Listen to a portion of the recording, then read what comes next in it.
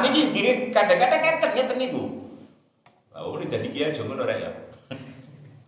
Pakai ilmu. Urung kakek kok kur. Padahal kiai ini malah kadang ya urung kakek kok ya korban pisan.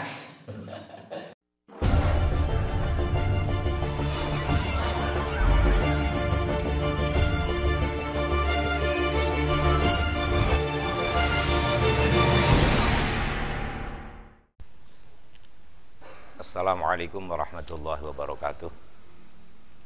Ila hadratin Nabil Mustafa Muhammadin sallallahu alaihi wasallam wa azwaji wa dhurriyyati wa abai wa ikhwanihi minal anbiya wal mursalin wa sahabati wal qarabat wa al muallifi hadzal kitab wa syarihihi wa mualliqihi al-Fatihah. A'udzu billahi minasyaitonir rajim. Bismillahirrahmanirrahim. Alhamdulillahi rabbil alamin arrahmanir rahim. Iyyaka na'budu wa iyyaka nasta'in.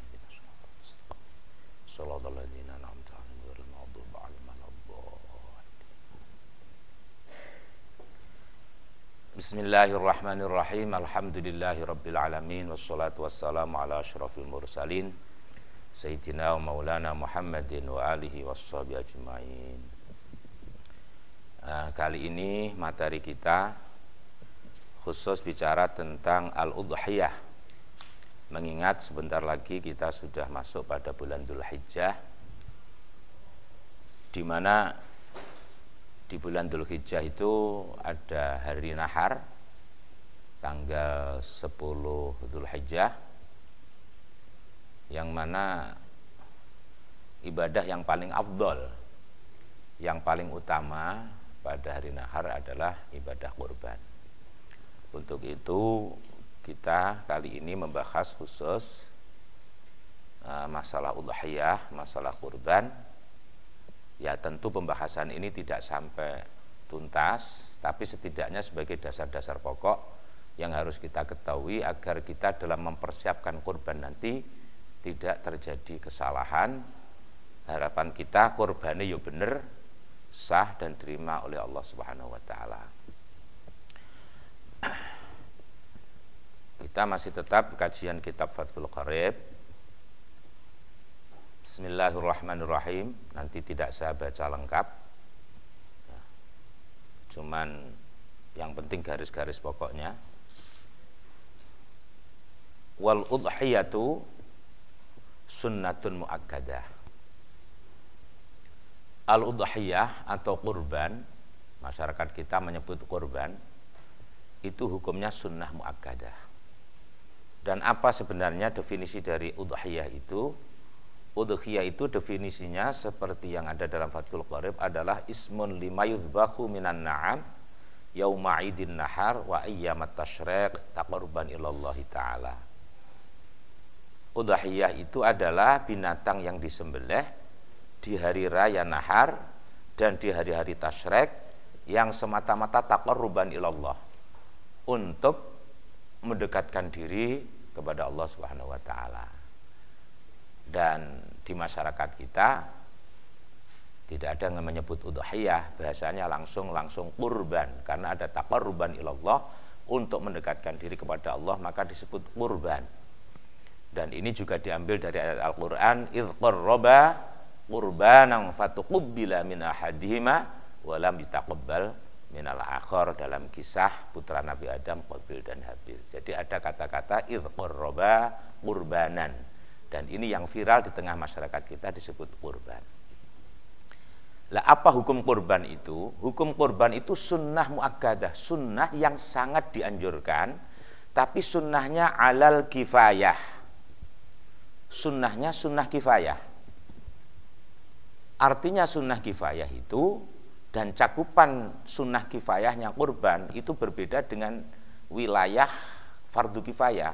Wilayahnya sunnah kifayah kurban itu satu anggota satu keluarga satu rumah.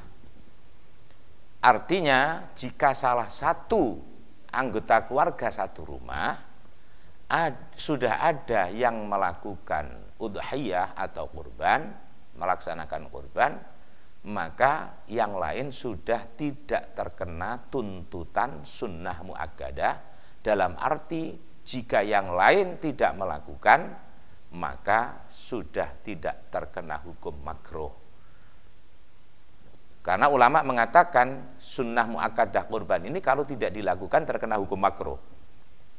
Kalau satu anggota keluarga sudah ada yang melakukan, satu rumah maksudnya, maka yang lain sudah tidak terkena hukum makruh, sudah tidak terkena tuntutan sunnah muakkadah. Namun yang mendapat pahala ya tentu hanya yang melakukan itu saja. Dan perlu diketahui kesunahan kurban atau udhiyah itu setiap tahun. Jadi jangan dianggap kalau sudah satu rumah itu sudah pernah ada yang kurban satu, sudah tahun berikutnya sudah tidak terkena sunnah muakkadah, wis tahu. Bukan begitu. Karena ini adalah ibadah tahunan. Berbeda dengan akikoh. Kalau akikoh itu ibadah seumur hidup sekali. Karena akikoh disunahkan karena ada kelahiran. Dan kelahiran itu selamanya hanya sekali. Tidak ada orang lahir 2 kali selama hidupnya. Sekali. Maka kesunahan akikoh hanya sekali. Jika sudah akikoh, sudah tidak disunahkan mengulangi akikoh lagi. Tapi kalau kurban, setiap tahun tetap terkena hukum sunnah, tidak melakukan makruh. Itu tentu bagi orang-orang yang mampu. Kalau tidak mampu ya enggak, sunnah muakkadah bagi yang mampu. Jadi kalau sudah pernah kurban, tahun berikutnya tidak kurban, padahal mampu, ya terkena hukum makruh. Dan udhiyah, kurban itu tidak bisa menjadi wajib kecuali dengan sebab nazar. Nah ini yang perlu diperjelas di dalam kitab Al-Bajuri, Syarah Fathul Qorib. Maaf, saya ambil dari syarahnya Fathul Qorib, tidak menafikan pendapat-pendapat ulama yang lain. Tapi kita pakai standar kitab ini. Bahwa nazar itu dalam Al-Bajuri ada 2. Ada nazar hakikatan dan ada nazar hukman. Nazar hakikat itu misalnya begini. Lillahi alayya an udhhiya bihadhihi syati. Aku mewajibkan diriku kurban karena Allah dengan kambing ini. Yang mestinya kurban itu sunnah karena orang itu sudah mewajibkan dirinya berkurban, melaksanakan kurban, maka kurban ini menjadi wajib karena menjadi kurban nazar. Dan ini nazar hakikat. Ada nazar hukman. Secara lafzi sebenarnya dia tidak mewajibkan dirinya untuk kurban. Tapi hukumnya nanti sama dengan nazar yang wajib itu, yang jadi wajib itu, mangzuroh. Ketika orang itu sudah menyebutkan binatang ini untuk kurban. Satu contoh, hadhihi udhiyah. Atau ja'altu hadhihi udhiyatan. Binatang ini adalah binatang kurban. Atau aku jadikan binatang ini sebagai binatang kurban. Dia tidak mewajibkan dirinya, tapi secara hukum ini sudah nazar dan ini nanti sudah menjadi wajib.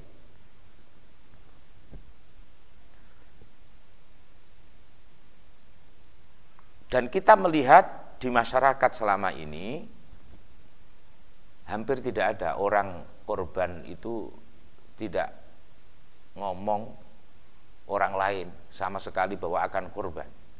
Rata-rata korban di masyarakat sini dititipkan kiai atau panitia, takmir masjid dan sebagainya. Dan sudah disebutkan, kula titip mendo menika kagem korban kula. Sudah disebutkan korban. Berarti ini sudah menjadi nazar. Dan ini wajib disembelih. Dan karena binatangnya sudah ditentukan, mendo niki damel kurban, maka ini tidak bisa diganti. Walaupun diganti yang lebih besar, tidak bisa. Dan ini bahayanya nanti, jika binatang ini ternyata tidak mencukupi syarat-syarat, tidak memenuhi syarat-syarat udhiyah, maka ini tetap wajib disembelih. Namun jadinya jadi sedekah, tidak jadi korban. Dan tahun berikutnya atau orang ini masih tetap punya tanggung jawab korban. Makanya di sini pentingnya kita memahami masalah udhiyah sebelum kita mengamalkannya biar tidak terjadi kesalahan. Jadi ada nazar hakikatan, ada nazar hukman. Kemudian kriteria binatang yang untuk kurban itu bagaimana? Wa yujzi'u fiha al-jadza'u minadh-dha'ni. Di dalam udhiyah bisa mencukupi al-jadza' minadh-dha'ni. Dha'nu itu domba. Kalau lek maknani napa biasane? Wedhus domba. Wedhus domba niku wedhus sing ulune kandel. Kalau di sini napa wedhus gibas. Al-jadza' minadh-dha'ni cukup untuk kurban. Dan apa al-jadza' itu? Al-jadza' niku wa huwa ma lahu sanatun wa ta'ana fitsaniyah. Yaitu kambing yang sudah usia setahun sempurna, sudah masuk menginjak pada tahun kedua. Berarti 1 tahun sempurna. Nggak ada syarat poel. Jenengan bayang nih dewi, wedhus gibas umur setahun niku lho. Kira-kira wis gedhi apa durung? Lak sik cilik. Setahun. Durung berok. Tapi kalau sudah setahun sudah cukup untuk kurban. Dan tidak harus jantan. Betina pun boleh, yang penting tidak hamil.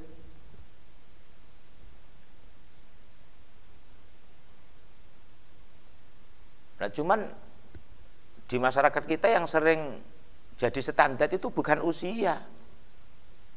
Justru poel. Boleh poel oleh, rong poel ora oleh. Ini dari mana ini? Al-jadza' minadh-dha'ni itu malahu sanatun wa ta'ana fitsaniyah. Cuman dalam syarahnya Al-Bajuri diterangkan kalau domba itu wedhus gibas, kalau di sini walaupun belum usia setahun, tapi kalau sudah poel setelah usia 6 bulan boleh untuk kurban. Jadi poel itu bukan standar satu-satunya. Yang pokok justru usia. Kemudian wathaniyu minal ma'zi. Yang kedua, kambing Jawa. Dalam makna kuno wedhus kacang yang kulitnya tipis, yang apa itu bulunya tipis niku cara mriki kan wedhus Jawa. Athaniyu minal ma'zi. Apa athaniyu minal ma'zi? Yaitu kambing Jawa yang sudah usia 2 tahun. Malahu sanatani wa ta'ana fitsalitsah. Kambing yang sudah berusia 2 tahun sempurna menginjak tahun ketiga. Di sini sama sekali tidak ada persyaratan poel. Walaupun sudah poel, kalau belum 2 tahun ya tidak cukup untuk korban. Tapi coba di masyarakat kita gimana? Nek golek wedhus sing digoleki poele. Ora umure. Poel, bahkan kadang-kadang ada yang kasih makna wasaniyulan wedhus kang poel loro minal ma'zi saking wedhus kacang. Kok dapat makna poel loro ini dari mana? Padahal penjelasannya jelas, asaniyu itu malahu sanatani wa ta'ana fi tsalitsah. Maka ini yang harus kita berikan penjelasan-penjelasan dan pencerahan kepada masyarakat. Jangan poelnya. Setahun poel bisa dicatut karo tang. Saged mboten? Saged. Jadi standar usia. Cuman kita agak susah juga. Lek wedhus ngingu dhewe gampang. Senajan ora roh dina lahire sak netone, maaf. Minimal sik kilingan ulane. Oh, tahun iki ulan semene. Ngira-ngira sik gampang. Oh, iki wis 2 tahun, iki urung 2 tahun. Oh, wedhus gibas iki wis setahun urung. Lah iku kan ya gampang. Nek ngingu dhewe. Utawa tuku nggone tanggane sik gampang. Tapi kalau kita beli di pasar susah kita untuk mengetahui berapa usianya. Sudah 2 tahun atau belum, karena tidak ada orang jual kambing disertai dengan akte kelahiran, itu tidak ada. Ya terus pripun ngeten niku? Ya dikira-kira minimal takon wis umur 2 tahun apa durung. Jangan standar poel. Jadi as-saniyu minal ma'zi itu wedhus kacang atau wedhus Jawa, kambing Jawa yang sudah usia 2 tahun. Sama sekali tidak ada standar poel. Kemudian wasaniyu minal ibil. Apa as-saniyu minal ibil? Malahu khamsu sinina wa ta'ana fis sadisah. Yaitu unta yang sudah berusia 5 tahun sempurna menginjak kepada tahun ke-6. Dan di sini tidak ada yang kurban pakai unta. Karena tidak ada unta. Umpama ada yang kurban pakai unta, yang menerima daging ini mangan ya ora patek lahap. Ora doyan krana ora kulino. Kula li wa unta mboten doyan. Sugi wa unta mboten doyan. Bukan karena haram, jelas halal, karena tidak terbiasa. Rasulullah pun makan makanan yang tidak terbiasa nggih mboten doyan. Rasulullah pernah disuguhi wa'dhab.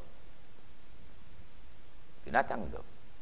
Kanjeng Nabi pun ngelolone tangan, badhe dahar. Astane pun dolorne. Didhawuhi oleh sahabat, niki binatang dhab ya Rasulullah.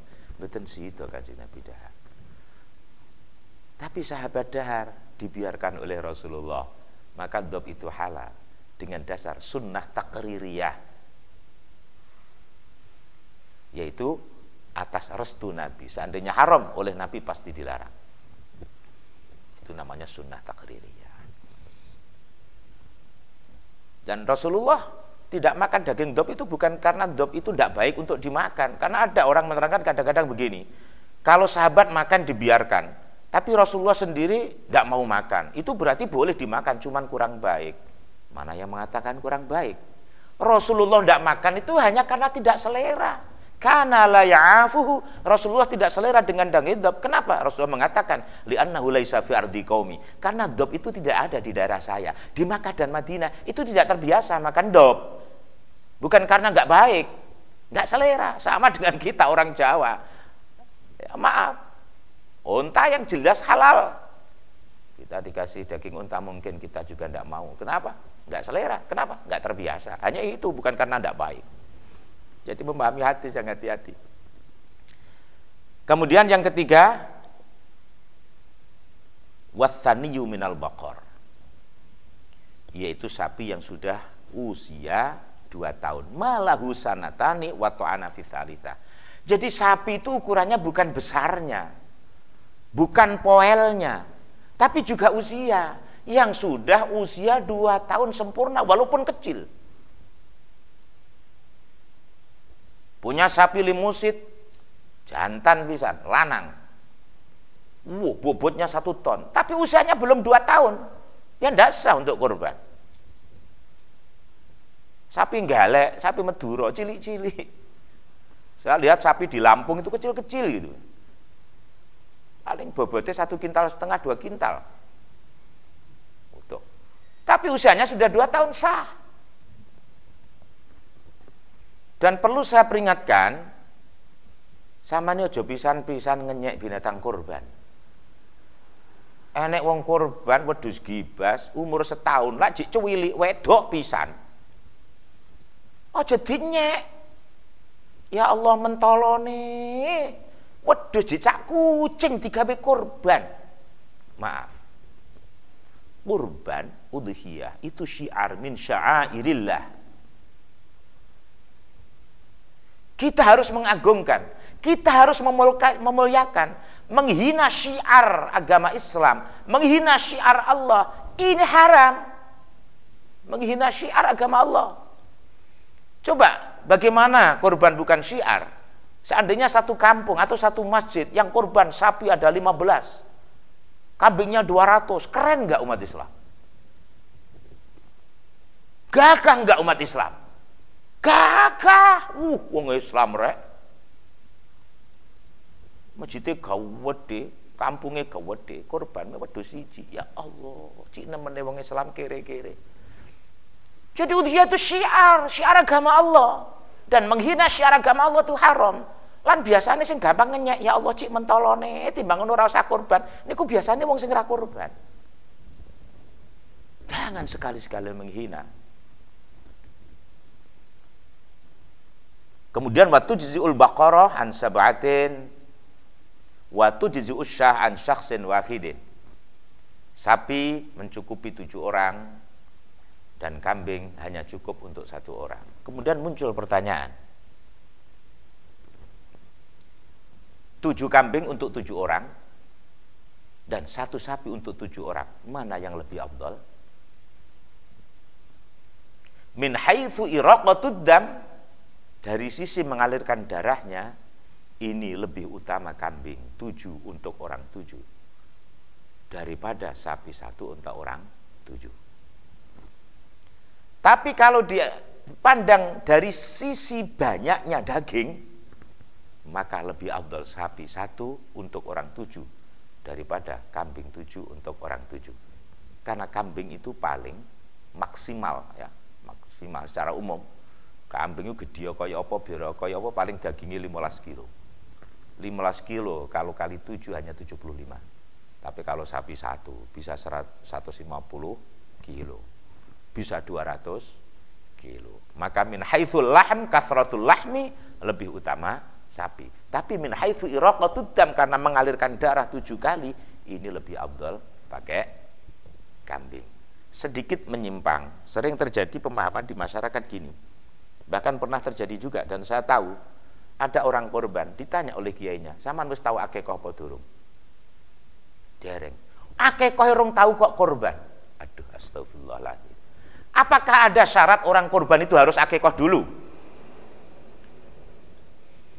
Ya maaf niki, kadang-kadang ngeten niku. Lah wong dadi kiai aja ngono rek ya. Pakai ilmu. Urung akekah kok Padahal kiai ini malah kadang ya orang akekah ya korban pisan. Ya apa iki? Tidak ada syarat korban itu harus akekah. Dan cuman kalau ditanya, saya kalau korban tidak bisa akekah, kalau akekah tidak bisa korban, mana yang seharusnya saya dahulukan? Jawab saya gampang, tidak ada yang harus didahulukan. Wong enggak semua saja boleh kok. Kalau pertanyaannya mana yang lebih baik saya dahulukan, lah ini kondusif. Kondisional, maaf, bukan kondusif. Kalau mana yang lebih afdal, yang lebih baik saya dahulukan, ini kondisional. Lihat situasi dan kondisi. Kalau memang waktunya sudah mepet korban, ya lebih baik korbannya dulu. Kenapa? Akekah sak waya-waya. Tapi kalau waktunya masih longgar, misalnya ya bulan Muharram, Dzulhijjah Muharram. Bulan Muharram punya kambing, mampu untuk akekah, ya jangan mendahulukan korban. Korban kurang setahun kok. Ya akekah dulu. Korban pikir belakang. Nah sekarang sudah masuk Dzulhijjah punya kambing. Nah, ini kalau saya akekah ya nggak bisa korban nggak bisa akekah. Ya korban dulu. Lah akekah kapan-kapan kena. Maka kondisional, nggak bisa kita langsung patok bangkrong. Jadi terserah. Itu hanya bicara afdhaliyah, bicara keutamaan, bukan bicara keharusan. Ya, kita lanjut. Selanjutnya ada 4 binatang yang tidak bisa untuk kurban. La tujzi'u fid dhuhaya. Arba'un la tujzi'u fid dhuhaya. Apa? Al-aura. Binatang sing kece. Tapi kece niki sing nemen kece ini. Lek trimo wedhus sing yang matanya yang satu itu sekedar min separuh atau min 1, insya Allah tidak apa-apa itu ya. Atau plus 1 ya mek rodok blereng nggak apa-apa. Sing nemen kecene. Ana sing nerangne ten syarae niku enten pletike petih putih niku. Ya niku biasanya mboten ketok. Nemen ketok belum kurang. Lek trimo rodok blereng titik tidak masalah. Lho kadang-kadang wong-wong iku kenemenan lek ngukumi. Lho lah kok mripate abang iki beleken loro mripat gak sah iki. Kok enek loro mripat gak sah untuk korban itu kon di dasar. Al-aura. Makanya kalau nggak pakai dasar kitab itu kadang-kadang ya akal-akalan begitu ya. Yang kedua, al-arja al-bayinu arjuha, wedhus pincang sing nemen pincange. Lek trimo wedhus rada dingklang ukur-ukur apa kena asam urat apa rada kolesterol mlaku rada digluk-gluk tidak apa-apa. Di sini jelaskan al-bayyinu arjuha. Sing jewelas kewetok pincange. Ukurannya seberapa? Ulama memberikan standar. Lek digiring karo koncone keri, gak nutut. Iku berarti nemen. Lek terima dingklang ukur-ukur, gak masalah. Ini Yang ketiga, al-maridatul bayyinu maraduha. Binatang yang sakit nemen lorone, jelas lorone. Ora mek pilek ukur-ukur ngono gak. Wong lor, binatang loro, wedhus loro, sapi loro, ndak bisa untuk kurban. Dan yang arabe al-ajfa wa yallati dzaba mukhuha. Wedhus ajfa sing lengone atau minyaknya di otak, apa istilahnya, sungsume otak itu sudah sampai hilang saking kurune. Otaknya masih, tapi sekarang sungsume disedot serapate seger saking kurune, itu tidak bisa untuk udhiyah. Kemudian watu jiziul khasiyyu wal maksurul qarni, cukup untuk korban wedhus sing dikebiri. Paham nggih, dibiri cara Jawa pringsilane dilang. Mbuh dilangi siji, mbuh dilangi loro. Itu bisa untuk korban. Bahkan kambing sing lahir tanpa pringsilan niku oleh untuk korban. Untuk korban oleh ki akikah ya oleh. Kadang-kadang wong-wong gak paham. Lah sangklir kok ki korban, uga masalah sangklir. Apa kudu duwe pringsilan? Kan mboten kudu. Lah lek sing ki korban kudu duwe pringsilan loro. Lah bagaimana lek korban nganggo wedhus wedok? Golek pringsilan yang ndi? Logikanya kan sederhana saja.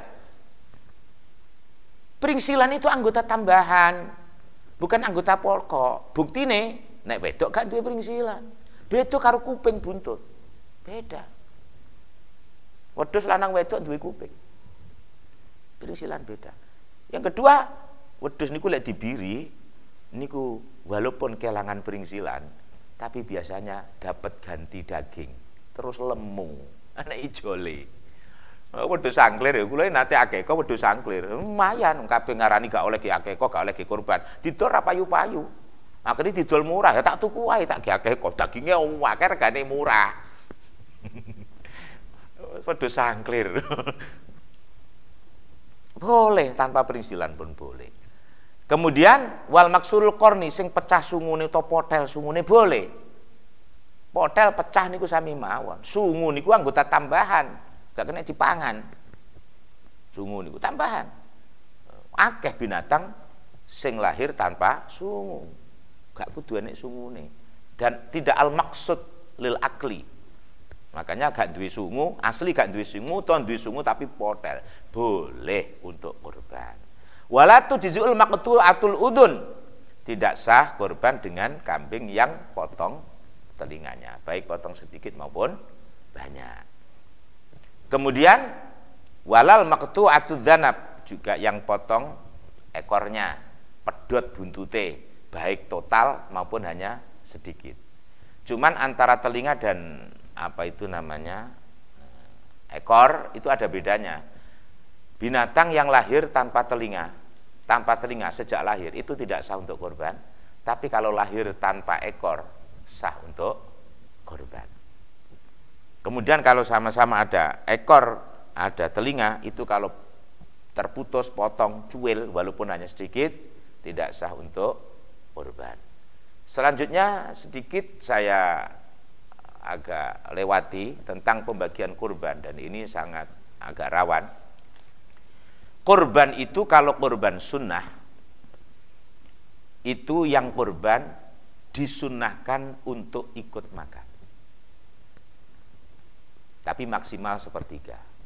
Yang lebih baik ya sak puluhan atau berapa puluhan gitu saya tabarruk. Itu kalau kurban sunnah. Kemudian sisanya setelah diambil untuk tabarruk, itu ulama khilaf, ada yang menyatakan sisanya semuanya disedekahkan kepada fakir miskin, dan ada yang berpendapat ya sepertiga dihadiahkan kepada orang-orang kaya yang muslim, sepertiga disedekahkan kepada fakir miskin. Yang jelas istilah sedekah arahnya pasti fakir miskin. Kalau orang kaya bukan sedekah, disedekahkan kepada orang kaya gimana? Tidak ada istilah sedekah kepada orang kaya. Kalau kepada orang kaya itu hadiah. Karena namanya sedekah itu memberikan sesuatu kepada orang yang butuh untuk mengharapkan pahala. Dan orang kaya tidak butuh, yang butuh mesti fakir miskin. Jadi istilah fikih pokok sedekah arahnya pasti fakir miskin. Tapi kalau korban itu korban wajib, maka semua dagingnya harus disedekahkan. Diri sendiri tidak boleh ikut makan, dihadiahkan kepada orang-orang kaya juga tidak boleh, khusus disedekahkan semua. Nah, kalau kita berangkat dari pengertian nadar di depan, ada hakikatan, ada hukman, maka korban yang berlaku di masyarakat kita rata-rata adalah korbannya nadar, maka hanya diberikan kepada fakir miskin. Itu beberapa hal masalah korban, dan tentunya bisa kita sambung dalam pertemuan berikutnya. Kemudian saya sedikit menambah masalah urusan takbir, yang ini juga sangat berlaku di masyarakat. Takbir di hari raya Idul Adha dan Idul Fitri itu ada dua. Satu yang disebut takbir mursal, yang kedua takbir muqayyad.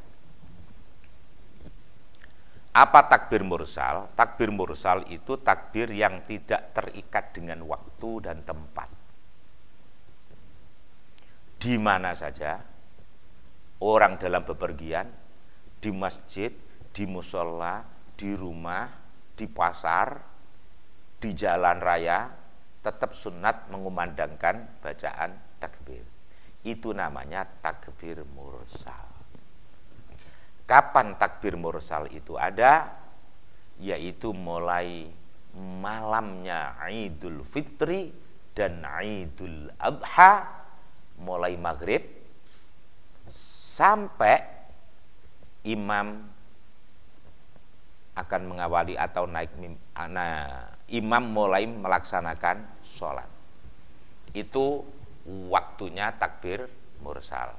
Maka berlaku di tengah masyarakat, ada takbir di jalan, ada takbir di masjid, di mana-mana itu takbir mursal. Itu baik Idul Adha maupun Idul Fitri sama, mulai maghrib sampai imam sholat. Setelah itu takbir mursal sudah tidak disunahkan. Yang kedua takbir muqayyad. Apa takbir muqayyad? Takbir muqayyad itu takbir yang diikat setelah sholat, baik sholat fardu, sholat ada, sholat jenazah, sholat qadha, sholat sunat mutlak, sholat sunat rawatib. Pokok setelah sholat disunahkan baca takbir. Ini namanya takbir muqayyad. Dan kapan waktunya takbir muqayyad? Mulai subuhnya hari Arafah. Berarti khusus di Idul Adha. Mulai subuh hari Arafah, tanggal 9 Dzulhijjah sampai asarnya hari Tasyrik. Ini disunahkan takbir yang disebut takbir muqayyad. Untuk itu malam hari raya Idul Adha ada takbir muqayyad, ada takbir mursal. Tapi setelah sholat sudah tidak ada takbir mursal, tinggal takbir muqayyad sampai asarnya akhir hari Tasyrik. Setiap setelah sholat disunahkan takbir. Kalau belum melaksanakan sholat, ya tidak ada kesunahan takbir. Nah, kadang-kadang di tengah masyarakat kita masih sering terjadi. Melebu masjid bleng langsung pujian takbir, Allahu Akbar, Allahu Akbar. Ora mari sholat, ikut takbir apa? Lah sholat sunat dhisik, mari sholat sunat terus takbir muqayyad. Lah urung sholat ora apa rotak. Tapi takbir apa lah mursal, padahal sudah tidak disunahkan. Ya, maka alhamdulillah di masyarakat setelah sering kita berikan penjelasan seperti ini, sekarang pujian takbir itu serapet enek di hari Tasyrik. Kenapa? Karena mereka paham. Lalu maca sholawat ae. Lah takbirnya dibaca nanti setelah sholat sunat atau setelah sholat fardu, wiridan takbir. Jadi takbir mursal itu tidak ada di hari Tasyrik, itu tidak ada. Takbir mursal hanya ada pada malam hari raya sampai imam munggah sholat.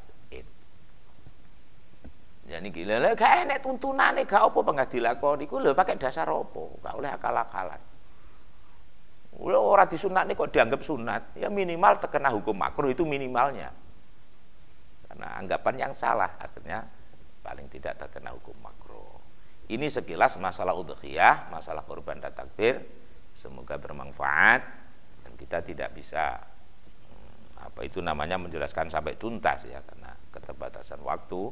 Mungkin dalam pertemuan berikutnya kita sempurnakan. Wallahu a'lam bishawab. Assalamualaikum warahmatullahi wabarakatuh.